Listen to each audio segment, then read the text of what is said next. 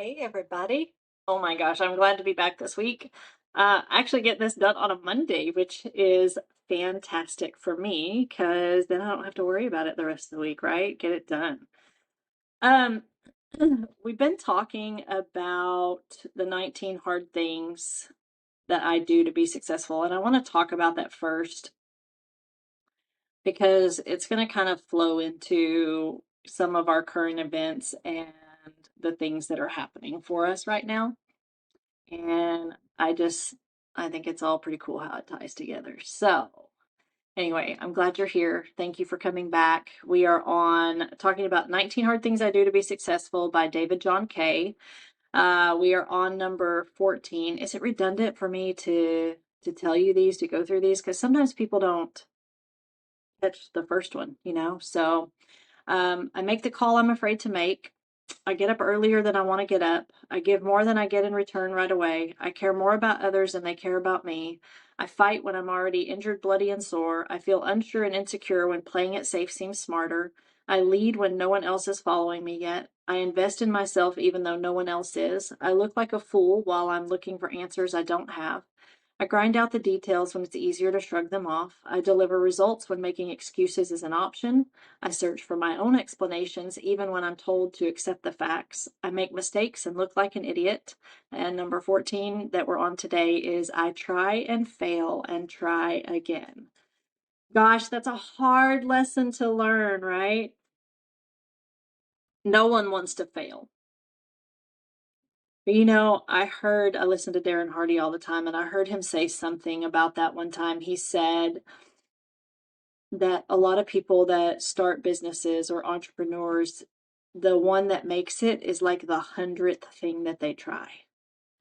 I mean, can you imagine like the kind of gumption you have to try and fail and try again like that? I know for me, you know, I've done a couple of MLMs, and that's why I didn't want to have anything to do with Xyngular, because I had done something called Ignite a long time ago, and it ended up being about stream energy and the electricity and all the things, right? Before all the power to choose stuff. And I mean, our first year we made $1,400. It's not a bad place to be, right? For every family needs an extra $1,400 a year. But it just wasn't my thing, right? I wasn't passionate about it. I didn't love it. So I tried it and I failed. And then when this opportunity with Xyngular came up, I was like, yeah, no. Been there, done that, not interested. And it's funny, I just talked to a girl today on an Inspire call, a new girl on our team, and she was struggling with, you know, starting chats with people and sharing the info. And I was just like, you know, I want you to close your eyes and I want you to picture an empty room. Then I want you to fill that room with all the people that pay your bills. And then I want you to open your eyes and tell me how many people that is that you need to worry about what they think about you. She's like, yep, just me and my husband. I was like, exactly. So don't worry about what other people think. People already talk about you anyway, right? But people talk about you less than you think they do. We're more concerned. It's more in our minds about it than it is anything else. you know? So when I got started with this, I was like, oh God, people are going to think I'm crazy. And that's what she was thinking. Like, she's like, I've done other things. I've tried other things and they don't, and I'm not good at it. And I was like, she's like, I said, but what has been different about this so far for you? She's like, well, we didn't start chats before. And I was like, right. You didn't have support. You didn't have help. And I think that's been the biggest difference with Xyngular is we had the help, right? We have a community of people. That's our culture, is that we help everybody across the board. It's not like dog eat dog. Don't tell this team that. Don't tell that team that, right? And so it ends up being a place where people do really well if they're coachable. That's the other thing, right? I told her, I said, I know you're Miss Independent. I was Miss Independent too. I could do it all by myself. But this is somewhere where it's okay to ask for help and it will actually benefit you and benefit your people that you're trying to help when you ask for help. Okay. So That's just it. Everybody's worried about what other people think. And they don't have the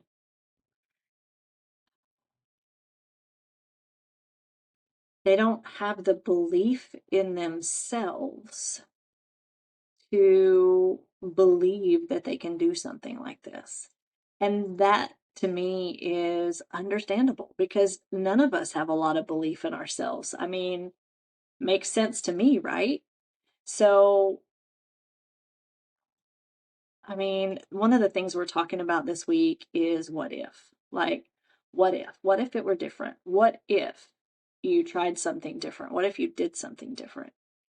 And I saw something that I posted the other day, and it said, it's interesting how people will put thousands of dollars on their credit card for a vacation and is a debt that has no ROI, return on investment, but they won't invest in a business that will make their entire life feel like a vacation. It's crazy. It's about shifting that mindset. You have to be okay with failing and trying again because maybe that wasn't where you were supposed to be. What if the next thing you try is something like it happened for me that I was so passionate about? Like, because Xyngular saved my life, right? It was finally something I could freaking do with the palate of a 6-year-old, and I could do it.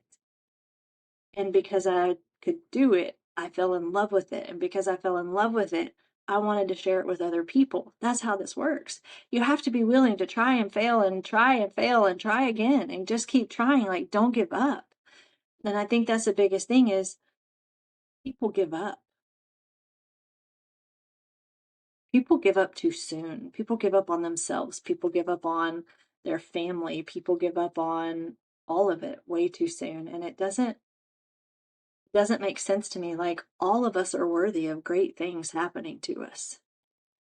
But I don't understand the people that, I get it. Not everybody's smart. Okay. Not everybody sees the bigger picture. And that's okay too. But what if you just had an open mind, right? Maybe you're not the smartest tool in the shed. Maybe you don't have an open mind. Maybe you don't see the bigger picture. But what if you tried? What if you tried to have an open mind and just hear from somebody? It doesn't have to be Xyngular, it doesn't have to be for me, but somebody that someone's been talking to you, someone that has been consistent in reaching out to you, because I'll tell you the reason they're consistent in reaching out to you is because God has them on your heart, right? So don't blow people off and don't treat people ugly. Like, I had one girl that came back and she was like, well, this must be a scam. And I sent her a voice message. And, the beautiful thing about this is I can pick and choose the people that I want to work with. It's not a scam, girl. I mean, I've made almost $1 million. It's put food on the table for our family for a hot minute. And that is not a scam. It's hard work. It's a lot of hard work. It's a lot of not giving up and not letting yourself get defeated. And once again, trying and failing and trying again. I mean, maybe you have someone that signs up with you that's a new partner and you don't do a great job in coaching them, and you're worried about the next person, but the next person you try it with, you're even better. And then the next person you do it with, you're even better than that. You're even better than before, right? That's where growth happens, is when we fail. When we fail, we learn lessons about it. Just like I talked about last week, I make mistakes and look like an idiot. You have to be willing to fail and make mistakes and look stupid and look like a fool, because that's where we learn. That's where the growth is. What if you kept trying until the right thing worked? I don't know. I mean, think about it this way. So take a baby, for instance, a baby that's learning to walk. You ever see that baby give up? That baby falls on its ass over and over and over and over. And what do we do as parents? What are we taught to do as parents when they fall? We're taught to cheer them on, to lift them up, to not like physically lift them up, but to cheer them on. Come on, you can do it. You can do it. You can do it. And the one thing they tell us not to do is make a big deal about it when they cry, right? Because we want them to continue trying. So I'm just going to put this out there. If you have a friend that you see is trying things and maybe they're doing something different this year because what didn't work before, I swear on everything holy, you need to cheer them on. Don't roll your eyes and be like, what is Sally selling again? Right? Don't roll your eyes. Cheer them on because they're trying again. We have the most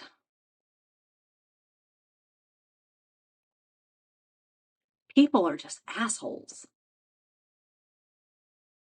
And that's why so many people give up, because so many people are mean to them about it, or they're not cheering them on, or they're not lifting them up. I mean, you post on the thing, I got a new job, and everybody cheers you on. But if a single mom or a stay-at-home mom posts, I started a new home-based business, it's crickets. Why is that? Because you're scared they're going to sell something to you? Good. Go support them. Because otherwise you're just supporting Walmart and China. I mean, y'all, if we would just for a hot minute focus on the things that are happening in our own country, yes, will it cost us a little bit more? Yes, but I mean, you get what you pay for first and foremost. And, good isn't cheap and cheap isn't good. That's all I'm going to say about that. So once again, I try and fail and try again. If babies quit trying to walk, what do you think this world would look like? So are you a baby? Are you a baby that gives up? Or are you a baby that keeps trying and failing and getting up again and dusting your little tail off and trying one more time to take that step? That's all it's about, right? Never giving up. When you give up, that's when things fall apart. And that's when your self-esteem falls apart, and it's not good for you. I know that you want more. I know that you can sit there and you can tell yourself, I'm good. I like how life is right now. I'm okay. Like, I'm okay living paycheck to paycheck. I'm okay only having $30 in the bank until next payday. Bullshit, you're okay with that. No, you're not. You're not okay with that. And you're lying to yourself if you say that you are, because I have been there. I have been there, and let me tell you, that sucks. That sucks when you have $30 in the bank, you have nothing in savings, and your kid needs something and it costs $50. What are you going to do?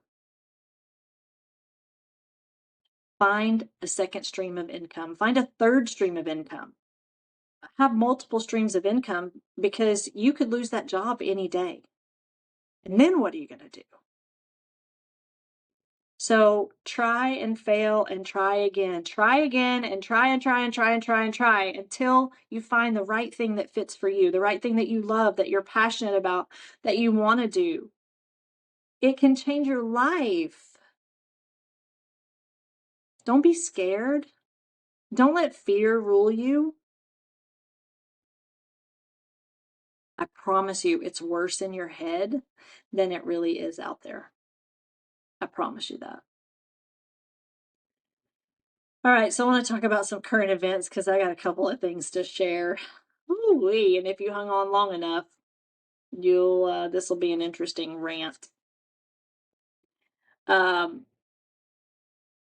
Because I want to end on a positive note, so I'm going to talk about the terrible stuff first. So we went to Rounder's Pizza the other day, and it is literally hands down my favorite pizza place. Okay, they have the best pizza in Tyler. Our son worked there for like a full 2 years, maybe 3 years. He worked there, and um, the staff. The staff is a tough group, right? The owner of this place hires people that are willing to work for $8 and $9, $10 an hour. Okay. So you don't have a very high caliber of people that are working there. So we got there We hadn't been in a while, and I was so excited to have their wing. They have the best wings and the best pizza, and I get the same thing every time I go. So we get there, we get to the counter, and the girl behind the counter is like scared shitless to even look at us, right? And I walk up and I'm smiling, I'm like, hey, how are you? She's like, hi, what can I get you? And I was like, hi, how are you? And she's like, fine. Okay, y'all, parents, you need to work on your children's people skills. I understand they only know how to talk to people from a phone, but you can help your people out at home. I have 4 sons, and none of them have bad customer service skills because we worked on that at home. Okay. So, first and foremost, teach your kids customer service skills. So I'm like, how are you? And she's just like, fine. And I kind of sat there for a second, waiting for her to, be polite, say, how are you doing today? But nothing. I was like, okay.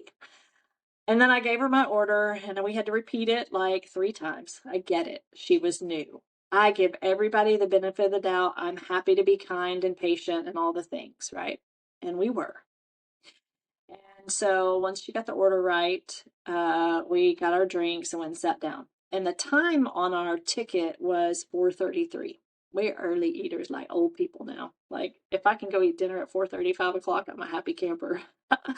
um, so we're sitting there and waiting, and I'm just kind of watching the crew, right? And sometimes the guy making pizza is up at the front register, and sometimes the girl that was at the front register is making pizza. These kids aren't like washing their hands from the register back to the pizza making, right? Um, and I'm just watching, like there's like 8 kids there, and they're probably all 18 and under for sure. And a lot of them are like, you see like nobody out front, nobody out there, and then all of them come in from being in the back room. It's just weird, right? And you're watching what's happening. Well, we finally get our pizza, no wings yet. And I get it, the wings take some time, right? We're grateful to have our pizza. I'm eating my pizza, and my pizza is good, right? It's good. Ham and pineapple is my favorite. And so I'm still sitting there, and I'm more than halfway done with my small pizza. And they finally bring out the wings. Well, it was like 5 till 5 at this point. So we're talking about 25 minutes. Okay. And this place wasn't busy. It was not busy at all. There were like 3 other tables. Okay. So it wasn't like I was expecting a miracle. Well, I took my first bite of wings and I was like, holy crap. Okay, I can't eat these. I'm a sissy anyway, and I suffer through their mild sauce, but this was so hot that even by the time we got home, my mouth was still burning. So I took them up to the counter and I was like, hey, um, I ordered original wings, and these are really hot. Like, did somebody maybe make a mistake? And the girl from the register that took our order came, she goes, oh no, I'd put the original sauce on it myself. And I was like, I'm thinking, okay, well, why is the wing station not putting sauce on it, and why is the person taking orders putting sauce on it? Anyway, it was just all over the place. And I was like, okay, but something's not right. Well, then this other kid comes from the back, and he's probably 16, 17 years old. And I'm like, hey, he's like, what's the problem? And I tell him, well, I don't even get my sentence finished, and he's arguing with me. Well, these are original wings and we haven't changed anything. And I said, okay, well, what I'm saying is I've been coming here for 5 years and I order the same thing every time I come, and maybe longer than 5 years. I said, so something's different. I don't know if the a different, sauce was ordered, or something's changed in your supply orders, and he's just steadily arguing with me. And I was like, okay, look, it took 25 minutes to get our wings. We're almost done with our food anyway. I was like, and these are too hot for me to eat. So just go ahead and take them off my cart. It only took 10 minutes for those. And I'm like, I am not going to argue with you anymore. I was like, I handed him the card. I said, just give me my money back for the wings. Well, he goes in the back and he gets on the phone with, I guess, his general manager. And before that, he still wanted to argue with me. And I was like, do I just need to call Earl, who's the owner of the thing? Like his sister his sister's kid swam with Gage when they were in high school and stuff. So, I mean, we know them, right? And Gage worked for him for a while. Like I said, Earl does not hire the best caliber of people, but and there's never an adult in that facility. Like there's never someone with emotional adult intelligence to help run the place. I don't even know how it's open at this point, but because the pizza's so good. And so I was like, do I just need to call Earl? Well, he goes back and he gets on the phone. He comes back and he comes back to the register and he's trying to do something. And he hands me his cell phone. And he's like, my general manager wants to speak to you. And I'm like, hey, and I'm thinking, okay, is this Earl? And they're like, she's like, no. I was like, is this Anna? And they're like, no. It's like, I'm the general manager, so and so. And I didn't even catch her name at this point because she was like, I don't know. It was just strange. And she's like, I just need to get your name for the order. And I was like, okay, my name's Allison Damscove, blah, blah, blah. And she's like, and listen, you don't need to be telling my employees that you're going to call Earl. And I was like, excuse me? Are you effing kidding me right now? Like, are you seriously speaking to me as the customer? Like, I've had nothing but argument in this, and I'm not going to tolerate being treated like this. I have done absolutely nothing wrong other than ask for my money back for something that took too long to make and wasn't made properly. Okay. Anyway, she's just continued arguing. So I like tossed the phone onto the counter and he's like, don't hang up. And I hung up on her. I'm just done. I have zero tolerance for that kind of blatant disrespect. I mean, I wasn't being disrespectful at this point until she said that to me. Well, he calls her back and he gives me my money back on the card and stuff. And he's like, thank you so much. Have a nice day. I'm sorry about any trouble. And I was like, I appreciate you saying that. I just wish you would have heard me out and been able, and then still started talking over me. Would not let me get a sentence out. And I'm not the one that loses my temper in these situations. It's usually Danny. I lost my shit on this kid. I was like, and Danny walks up at this point. I was like, you're still arguing with me. I can't even get a effing word in. And I said the full word. I can't even get an effing word in edgewise. And I slammed my hands down on the metal counter. I don't get like that, y'all. But I have never felt so disrespected and like not heard, right? It should be, you know what, ma'am, let's remake those for you and we'll get them out as soon as possible. I'll be happy to refund your money. I'm sorry it wasn't what you expected it to be. We hate that happened. That's not hard to do, right? That's customer service, especially in the food industry. And then I walked off and I heard Danny go, son, you better watch what you're saying, because he was steadily talking trash about me as I was walking back to the table.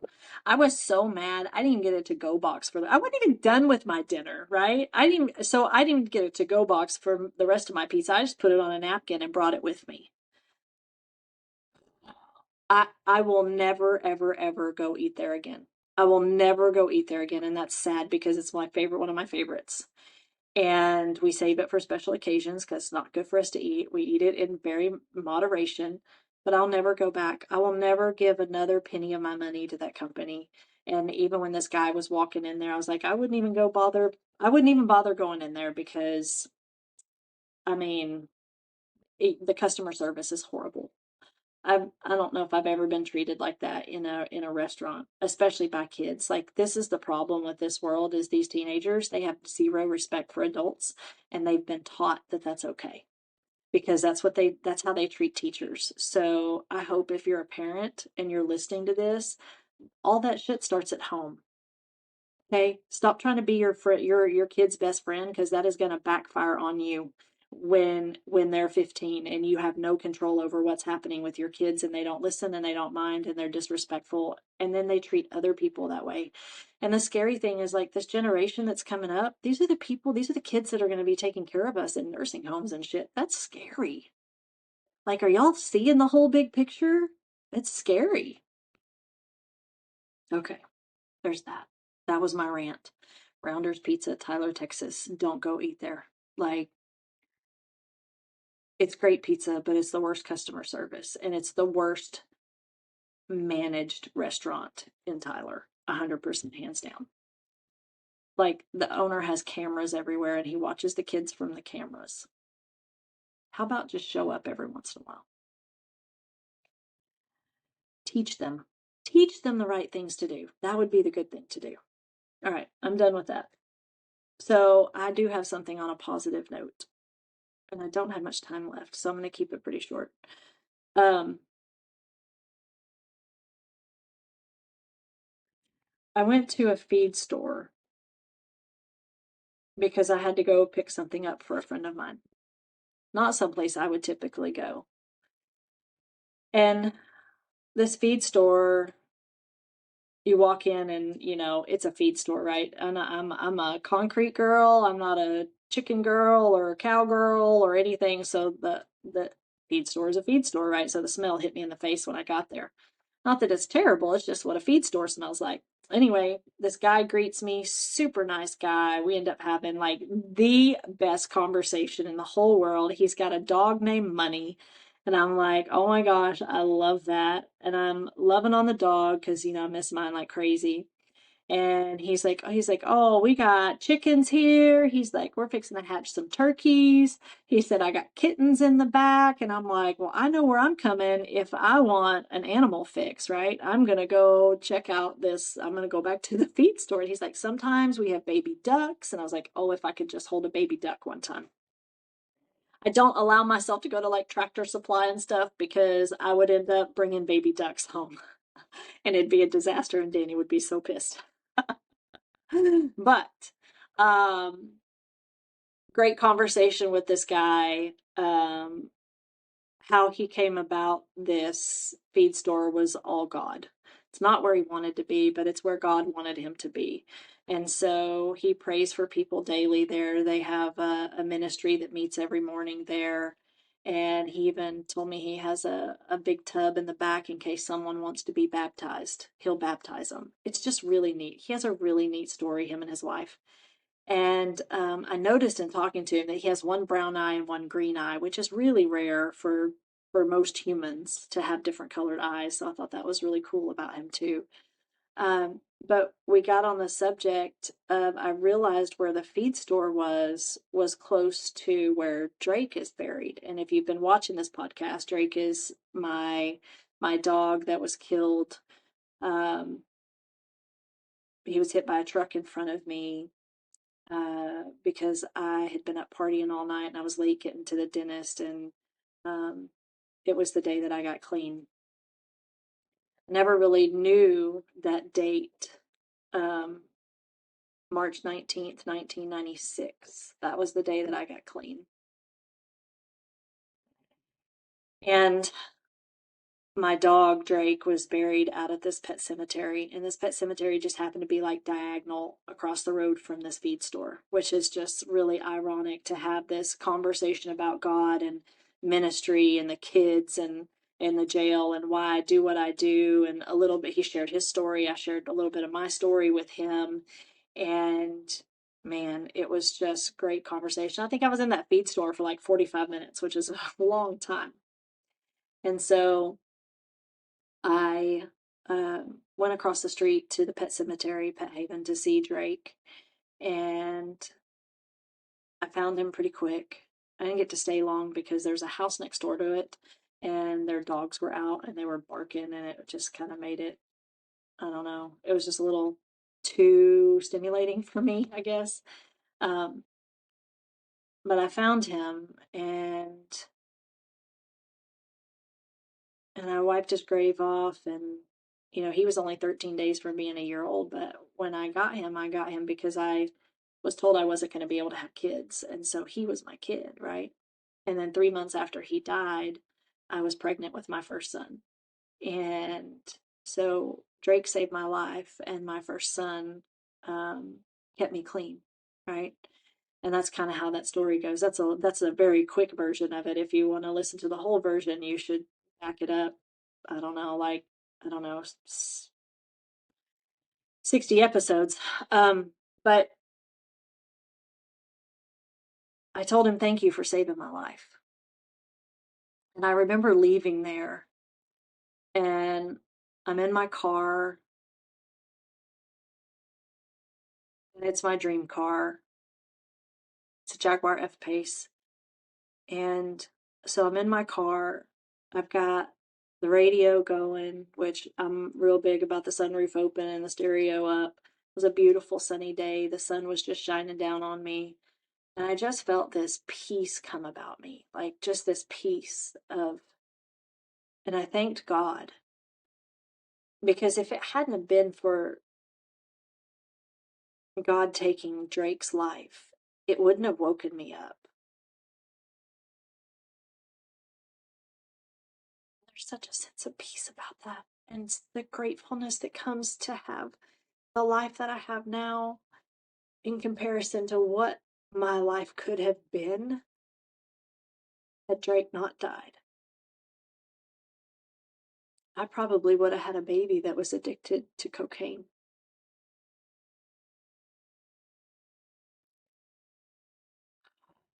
So I'm grateful. I'm grateful for all of it, the highs, the lows, the ups, the downs, everything, the roller coaster. I'm so grateful for it. Thank you, God, for everything you've blessed our life with. Thank you, God, for giving me the tools and the motivation to run after my dreams. You can do and be anything that you want to be, right? You just got to try, and you got to continue to fail and try again and keep trying until the right thing happens. But it was good to see Drake. I hadn't been out there in a long time, and I'm grateful that Pet Cemetery is still there. I did a little live about it on, or a little reel about it on my Facebook, so you can always go and look for that. But thank you for listening. Uh, it means a lot to know that I'm heard, and I'm always open to comments or suggestions or anything you want to talk about. So just drop a comment, let me know. Okay. Peace out, homies. See y'all later. Bye.